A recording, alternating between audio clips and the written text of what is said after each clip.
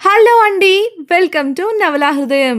ఇక ఆలస్యం చేయకుండా కథలోకి వెళ్ళిపోదామా? వసంత శిశిరం వసంత శిశిరం భాస్కర్‌కు డాష్ ఇచ్చిన సోఫీ వీడియో చూపించి శిశిర తప్పు లేకుండానే తనను ఇబ్బంది పెట్టావని కిషోర్ వసంత్‌కు చెప్పగా, అసలు ఆ డాక్యుమెంట్‌లో కొటేషన్ నంబర్ లేదని, అది తన స్టడీ రూమ్ నుంచి రహస్యంగా శిశిరే కొట్టేసిందని చెబుతాడు వసంత్.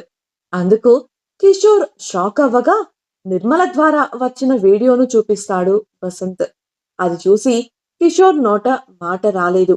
కానీ వసంత్‌లో మాత్రం ఏదో కొత్త ఆలోచన మొదలైంది. కిషోర్‌తో తప్పకుండా ఇదంతా సోఫీనే చేసింది అని నువ్వు ఖచ్చితంగా చెప్తున్నావా? అని వసంత్ అడగగా, పక్కాగా చెప్తున్నాన్రా. ఆ ఫుటేజ్‌లో కూడా చూసావు కదా! అప్పటి వరకు ఓ మూలన నిలబడిందల్లా భాస్కర్ లాబీకి రాగానే వచ్చి కావాలని డాష్ ఇచ్చింది అని సమాధానమిచ్చాడు కిషోర్.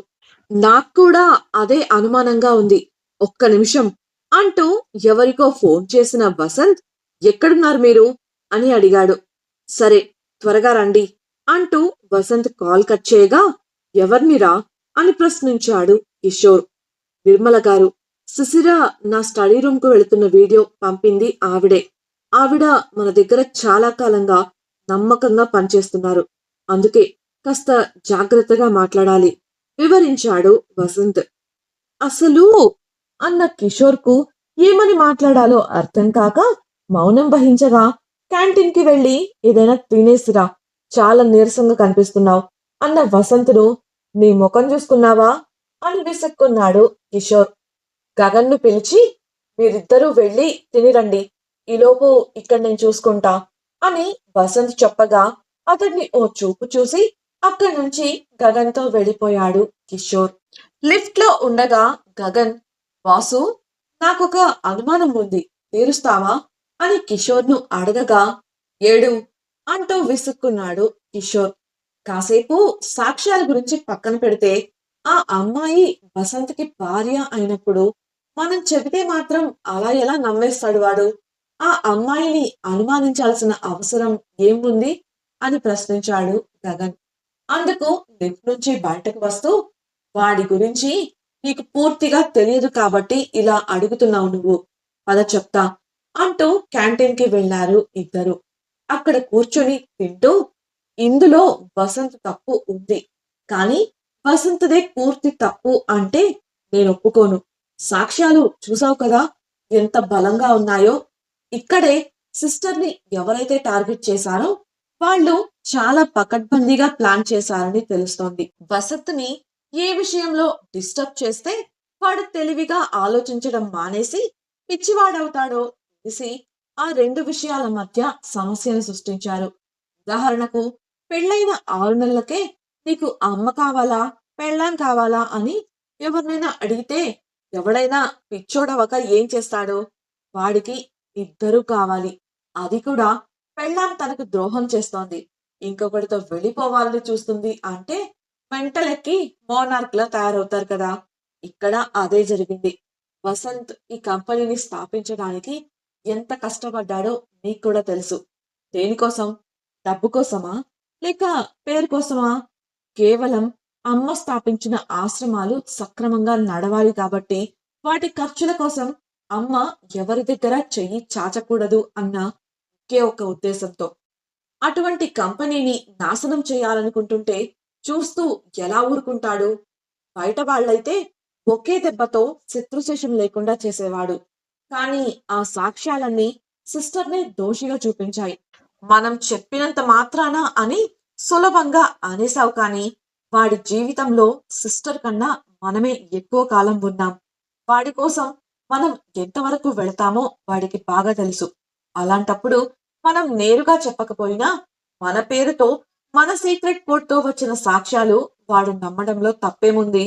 అది వాడికి మనపై ఉన్న నమ్మకం. అందుకు మనం గర్వపడాలి. సిస్టర్ అంటే వాడికి పిచ్చి ప్రేమ.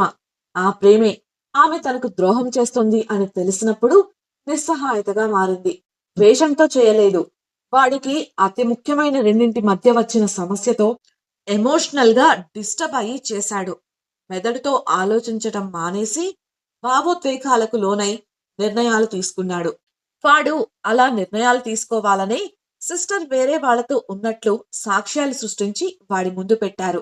వాడి సంగతి నాకు బాగా తెలుసు. వాడు సిస్టర్‌ని ఇలా ఇబ్బంది పెట్టాడే కానీ, వాడు లోలోపల ఎంత బాధపడుతున్నాడో, ఎంతలా బాధపడుతూ ఉంటాడో నాకు తెలుసు. ఆమెపై వాడు పెంచుకున్న ప్రేమే ఇవాళ ఆమె తప్పు చేసింది అనగానే ఆమెను మార్చుకోవాలని ఇంతలా శిక్షించడానికి కారణమైంది. నా అంచనా నిజమైతే ఇదంతా చేస్తోంది ఆ సౌమ్యే. కానీ మాటలు కాదు, మనకు సాక్ష్యాలు కావాలి. ఇంతకీ నేను వెళ్లే ముందు నాపై జరిగిన దాడి గురించి విచారించమన్నాను. దాని గురించి ఏమైనా తెలిసిందా? అడిగిన కిషోర్‌కు ఆ! కానీ నేను పూర్తి వివరాలు రాబట్టేలోపు వాళ్ళు సచ్చి నరకానికి పోయారు. సారీ అని బదులిచ్చాడు గగన్. అదెలా?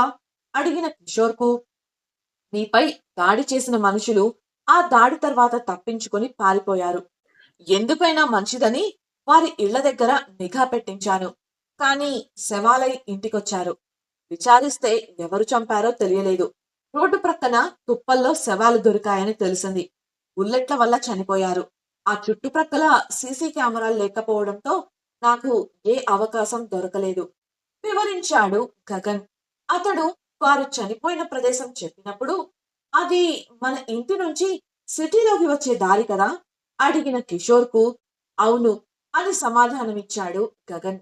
మళ్ళీ అతడే నాకు మరొక డౌట్ కిషోర్. వార్తల్లో సౌమ్య వసంతల గురించి తప్పుగా రాసిన విలేకరిని కొంతమంది ఊరి చివరన హత్య చేశారు. వారు ఆ హత్య తరువాత శిశిరనే కలిశారు. హోటల్లో గస్తీ కాస్తున్నప్పుడు వాళ్ళంతా మేడం అని మాట్లాడుకోవడం నేనే స్వయంగా విన్నాను. వారు శిశిరను కలవడం స్వయంగా చూశాను. అదంతా నిజంగా జరిగింది. అటువంటప్పుడు శిశిర తప్పు చేసినట్లే కదా? అని ప్రశ్నించాడు. అందుకు కిషోర్ దానికి సమాధానం నీకు నేను చెప్పిస్తా. పద. ముందు త్వరగా తిని వాడి కోసం అలాగే ఆ లోపలున్న మహాతల్లి కోసం పార్సల్ కట్టించు. తినడం పూర్తి కావడంతో చేతులు కడుక్కోవడానికి వెళుతూ చెప్పాడు కిషోర్. వారు తిరిగొచ్చే సమయంలో లిఫ్ట్‌లో వారిని కలిసింది నిర్మల. కిషోర్‌ను చూడగానే ఎన్నాళ్ళయింది సార్ మిమ్మల్ని చూసి? ఇంతకీ ఆ భార్యాభర్తల మధ్య ఏం జరుగుతోంది? నేను సెలవుల నుంచి తిరిగొచ్చేసరికి ఎడముఖం, పెడముఖం అన్నట్లు ఉంటున్నారు. ఇప్పుడు ఇలా అంటూ బాధపడింది. పదండి మీకే తెలుస్తుంది అంటూ వసంత్ దగ్గరకు వెళ్ళాడు కిషోర్. నిర్మలను చూసిన వసంత్ మీరు పంపిన శిశిర వీడియో ఎప్పుడు తీశారు? అసలు ఆ రోజు ఏం జరిగింది? అని ప్రశ్నించాడు. అతడు ఏమంటున్నాడో అర్థం కాక వీడియో ఏంటి? మీరు దేని గురించి మాట్లాడుతున్నారు? నాకు అర్థం కావడం లేదు. అయోమయంగా చూస్తూ చెప్పింది నిర్మల. ఆమె సమాధానానికి అక్కడున్న వారు ముఖం చిట్లించి చూస్తుంటే వారి వంక భయంగా చూసింది నిర్మల. నిజంగా మీరు ఏ వీడియో గురించి మాట్లాడుతున్నారో నాకు తెలియదు అని ఆమె భయంగా చెప్పగా వసంత్ కల్పించుకొని భయపడకండమ్మా. ముందు ఇలా వచ్చి కూర్చొని ఈ వీడియో చూడండి అంటూ తన ఫోన్‌లో వీడియో చూపించాడు వసంత్. నాకు ఈ వీడియో మీ నుండే వచ్చింది. ఆ సందేశం కూడా అంటూ చూపించాడు. అది చూసిన నిర్మలకు చేతులు వణకగా ఫోన్ వసంత్ ఒడిలో పెట్టేసి లేదు బాబు. నేను ఎలాంటి వీడియో కూడా మీకు పంపలేదు. అసలు నాకు ఎలా పంపించాలో కూడా తెలియదు. మా అబ్బాయి పంపిన వీడియోలు, ఫోటోలు కూడా ఛాయనో లేక మన డ్రైవర్‌నో అడిగి చూస్తాను. ఫోన్ చేయడం, మెసేజ్ చేయడం తప్ప నాకింకేవీ తెలియవు. కావాలంటే నా ఫోన్‌లో మీరే చూసుకోండి అని అంది. ఆమె తమ దగ్గర ఎప్పట్నుంచో నమ్మకంగా పనిచేస్తోంది. వారికి ఆమెపై ఎటువంటి అనుమానం లేదు. కానీ మరి ఆ వీడియో సంగతేంటి? అని వారు ఆలోచనలో పడగా నిర్మలకు ఏదో గుర్తుకొచ్చింది. బాబూ! నాకు ఇప్పుడు గుర్తొచ్చింది. నేను వెళ్ళే రోజు ఛాయ నా ఫోన్ తీసుకుంది. తన ఫోన్‌లో బ్యాలెన్స్ లేదు. ఒక ఫోన్ చేసుకొని ఇస్తాను అంది. బహుశా ఇది తన పని అయ్యుండొచ్చు. ఇంతకు ముందు కూడా మేడం విషయంగా నోరు జారితే హద్దుల్లో ఉండమని హెచ్చరించాను. అంతేకాదు అంటూ చెప్పడానికి సంకోచించింది. వసంత్ వాళ్ళు ఏంటన్నట్లు చూస్తుంటే నాకు నిన్ననే తెలిసింది ఈ విషయం. నేను లేని సమయంలో ఇంటి ఖర్చులలో అవకతవకలు చేసి దాదాపు 50,000 రూపాయలు దోచేసింది. నిజానికి ఆమె ఈ పని మీ పెళ్లి కాక ముందు నుండి చేస్తుందని మేడం ఇంటికి వచ్చాకే నాకు తెలిసింది. ఒకసారి హెచ్చరించాను. మేడం ఇంటికి వచ్చిన దగ్గర నుంచి ఛాయ చేతిలో డబ్బులు పడలేదు. అన్ని ఖర్చులు మేడమే స్వయంగా చూసుకునేవారు. కూరగాయలన్నీ ఇంటి వెనుక పెంచుతున్నారు. సరుకులు నెలకు ఒకసారి ఆర్డర్ ఇచ్చి తెప్పించేవారు. బహుశా ఆ కోపంలో ఇలా చేసిందేమో అని వివరించింది. నిర్మల ఫోన్ చెక్ చేస్తున్న వసంత్కు ఆమె ఫోన్ నుంచి తనకొచ్చిన సందేశాలలో ఆ వీడియో కానీ దాని తాలూకు సందేశం కానీ లేవు. అంటే ఛాయ వాటిని డిలీట్ చేసి ఉండొచ్చని అర్థమైంది. అలా పైకి స్క్రోల్ చేస్తున్న క్రమంలో ఛాయ పేరు కనిపించి తెరిచి చూసిన అతడు కోపంతో దవడ బిగించాడు. కారణం, తన ఫోన్ నుంచి నిర్మల ఫోనుకు వీడియో పంపించి దాన్ని నిర్మల ఫోన్ నుంచి వసంత్కు ఫార్వర్డ్ చేసిన ఛాయ నిర్మల చాట్ హిస్టరీలో సందేశాలను డిలీట్ చేసింది. కానీ తాను పంపిన వీడియోను అలాగే తన నెంబర్లో ఉన్న చాట్ హిస్టరీను డిలీట్ చేయడం మర్చిపోయింది. అలా ఇప్పుడు దొరికిపోయింది. వసంత్ ప్రక్కనే ఉన్న గగన్, ఈ వీడియోలో ఉన్నది నిజమైతే తనే స్వయంగా నీకు పంపాలి కానీ ఇలా ఇంకొకరి ఫోన్ నుంచి పంపించాల్సిన అవసరం ఏముంది అని అడగగా, ఇంకా అర్థం కాలేదా నీకు? వాడికి మన మీద ఉన్న నమ్మకాన్ని వాడుకున్నట్లే నిర్మల గారి మీద ఉన్న నమ్మకాన్ని ఆ ఛాయ వాడుకుంది. నా అంచనా నిజమైతే ఇది ఆమె సొంత ఆలోచన కాదు. ఇంత రిస్క్ తీసుకునే గట్స్ ఆమెకు లేవు. ఇదంతా ఆమె చేత ఎవరో చేయించారు అని వివరించాడు కిషోర్. వసంత్కు వెంటనే నిన్న తాను ఫుటేజ్ చూడాలని సర్వర్ గదికి వెళ్ళినప్పుడు ఛాయ రావడం, కరెంటు పోయినప్పుడు వెళ్ళిపోమ్మని చెప్పినప్పటికీ ఆమె అక్కడే ద్వారం వద్ద నిలబడటం గుర్తొచ్చాయి. పిడికిలి బిగిస్తూ ఆలోచనలో ఉండగా కల్పించుకున్న నిర్మల ఒక కార్డును వసంత్ ముందు పెట్టి, మేడం వచ్చినప్పటి నుంచి ఇంటి అవసరాలకు ఇందులోంచి ఒక్క రూపాయి కూడా వాడలేదు సార్. సరుకులు సూపర్ మార్కెట్ నుంచి ఆర్డర్ చేసి తెప్పించేవారు. కూరగాయలు వెనుక తోటలో గ్రీన్ హౌస్ ఏర్పాటు చేసి పండిస్తున్నారు. అలా ఏర్పాటు చేసిన గ్రీన్ హౌస్ కు కూడా ఖర్చులన్నీ ఆవిడే పెట్టుకున్నారు అని చెప్పింది. ఆ మాటకు వసంత్కు బాధ కలిగింది.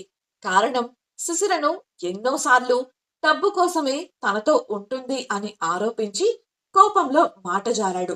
ఆ క్షణంలో కోపంలో నిందించాడు కానీ ఈ క్షణాన జరిగింది తెలుసుకున్నాక మాట జారానని గ్రహించాడు. లోపలే బాధపడుతూ ఉండగా గగన్ కల్పించుకొని, అసలు తను ఒక స్టూడెంట్ కదా, తన దగ్గర అంత డబ్బు ఎలా ఉంది? పోయినసారి ఐరాలో కూడా ఖరీదైన వస్తువులు షాపింగ్ చేసింది. ఇప్పుడేమో ఇంటి ఖర్చులు తానే చూసుకుంటుంది అంటున్నారు. తనకు ఆ డబ్బంతా ఎలా వచ్చింది అని అడిగాడు.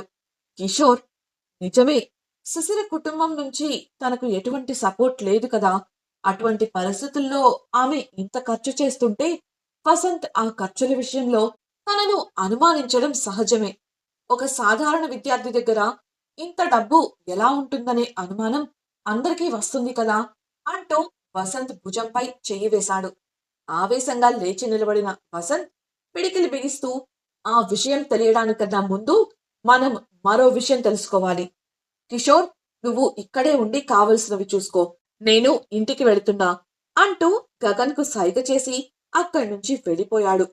వసంత్లో వచ్చిన మార్పు గ్రహించిన కిషోర్ సంతోషించి నిర్మల చేతికి ఫుడ్ పార్సల్ ఇచ్చి, లోపల ఓ మహాతల్లి కూర్చునుంది, ఇది తనకిచ్చిరండి, మళ్ళీ నన్ను చూస్తే కయ్యి మంటలేస్తుంది చెప్పి అక్కడే కూర్చుండిపోయాడు. తన గదిలో వ్యాయామం పూర్తి చేసుకున్న సౌమ్య దగ్గరకు పని మనిషి వచ్చి తన తాతయ్య పిలుస్తున్నట్లు చెప్పింది. ఇంతలో ఆమెకు ఛాయ్ నుంచి ఫోన్ రావడంతో, వస్తున్నాను, నువ్వెళ్ళు అంటూ పని మనిషిని పంపేసి ఫోన్ లిఫ్ట్ చేసింది సౌమ్య. ప్రేమ నివాసంకు వచ్చిన ఛాయ రాత్రి జరిగింది తెలుసుకుని వెంటనే సౌమ్యకు ఫోన్ చేసింది. ఛాయ చెప్పింది విని సంతోషించిన సౌమ్య ఆమెకు 2 లక్షలు పంపి, నాకు ఇలానే సమాచారం ఇస్తూ ఉండు, కానీ నా పేరు ఎట్టి పరిస్థితుల్లోనూ బయటపడకుండా చూసుకో, జాగ్రత్త అని హెచ్చరించి సంబరంగా ఫ్రెష్ అయ్యి క్రిందికి వెళ్ళింది. ఎదురుగా హాలులో సోఫాలో కూర్చుని కనిపించాడు రాజేంద్రవర్మ. ఆనందంగా మెట్లు దిగిన ఆమె ముఖంలోని ఆనందం ఒక్కో మెట్టు దిగే కొద్దీ కొద్దిగా మాయమైంది. సౌమ్య ముఖంలో ఆనందం తరగడానికి కారణమేంటి? రాజేంద్ర వర్మ ఆమెను ఎందుకు పిలిచాడు? వసంత్‌లో నిజంగానే మార్పు మొదలైందా? అతడిప్పుడు ఎక్కడికి వెళుతున్నాడు? శిశిర స్పృహలోకి ఎప్పుడొస్తుంది? తెలుసుకోవాలనుకుంటున్నారా? అయితే ఛానల్‌ను సబ్స్క్రైబ్ చేసి వసంత శిశిరం నెక్స్ట్ పార్ట్ వినేయండి. అలాగే మీకు ఈ వీడియో నచ్చినట్లయితే లైక్ చేసి మీ సన్నిహితులకు షేర్ చేయండి. మీ అభిప్రాయాలను మాతో పంచుకోవడం కోసం కామెంట్ సెక్షన్‌లో తెలియజేయగలరు. ఇట్లు మీ నవలా హృదయం team. Thank you for listening.